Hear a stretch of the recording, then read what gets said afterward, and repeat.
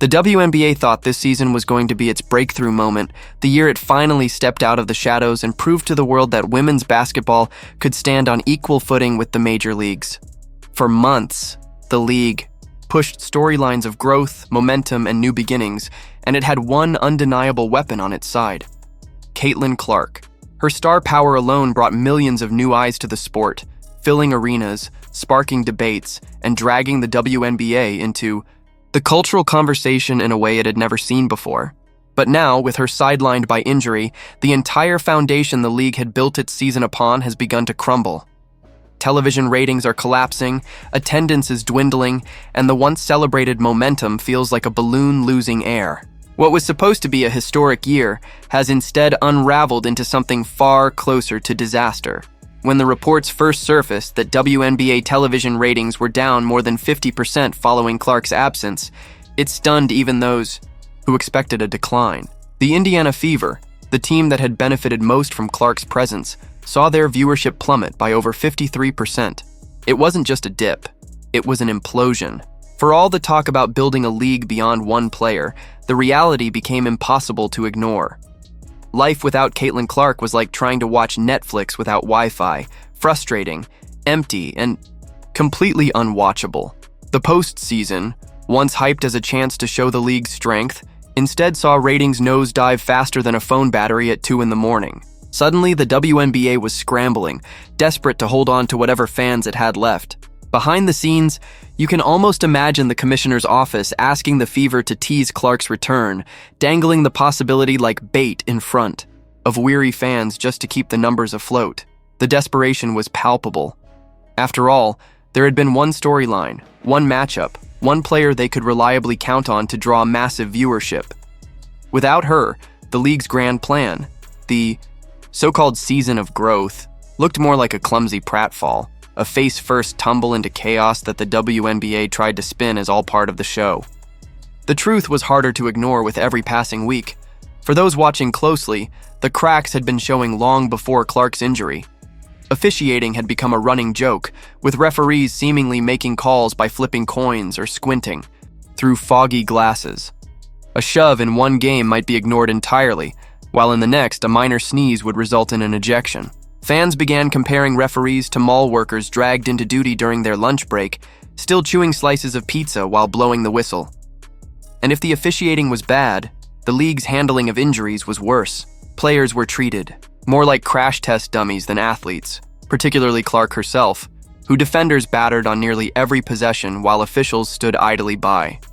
This season, injuries weren't just a subplot. They were the defining theme.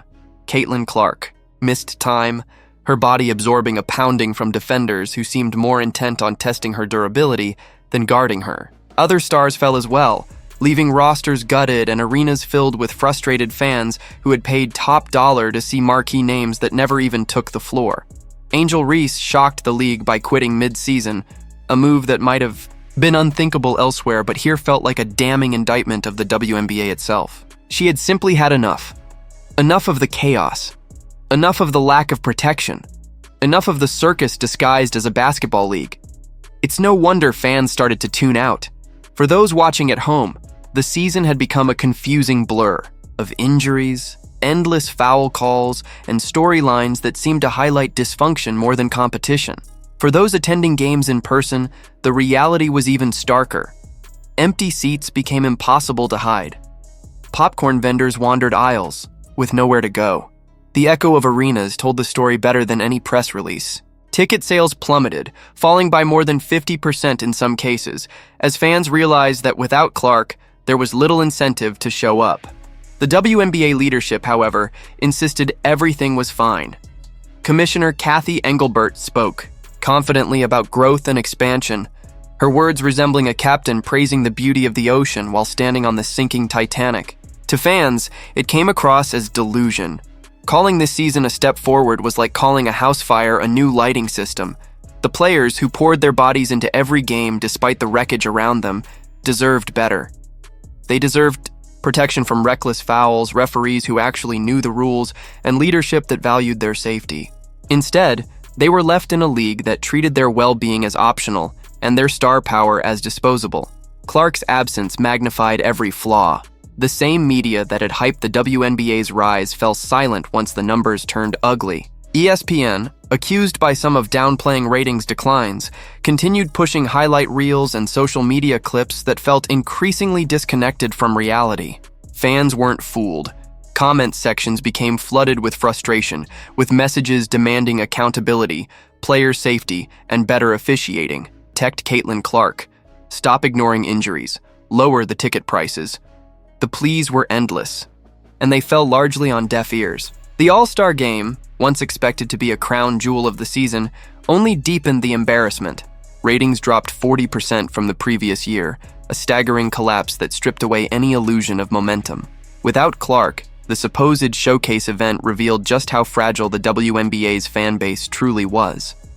For all the talk of growth, the league had failed to build a sustainable audience that could withstand the loss of one player.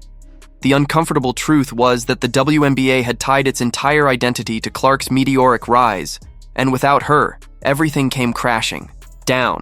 Meanwhile, the officiating remained a disaster, fueling endless outrage. One game felt like basketball, the next like professional wrestling. Bodies collided, elbows flew, and the whistles came at random, if at all. Some nights, fans joked they weren't sure if they were watching the playoffs or WWE SummerSlam. The league did little to intervene. Investigations into incidents produced nothing, and players continued to shoulder the risk of injury with no meaningful protection. The perception was clear. The WNBA didn't care. Not about safety, not about officiating, not even about its own fans. And yet, through all of this, the diehards remained. The fans who bought tickets, jerseys, and merchandise, the ones who tuned in week after week even as the product crumbled. They were rewarded not with progress, but with chaos. Supporting the WNBA this season felt like being trapped in a toxic relationship, holding out hope things would improve while being let down at every turn. Every broken promise, every injury, every hollow assurance from leadership chipped away at loyalty. Eventually, even the most devoted supporters began to question why they were still here.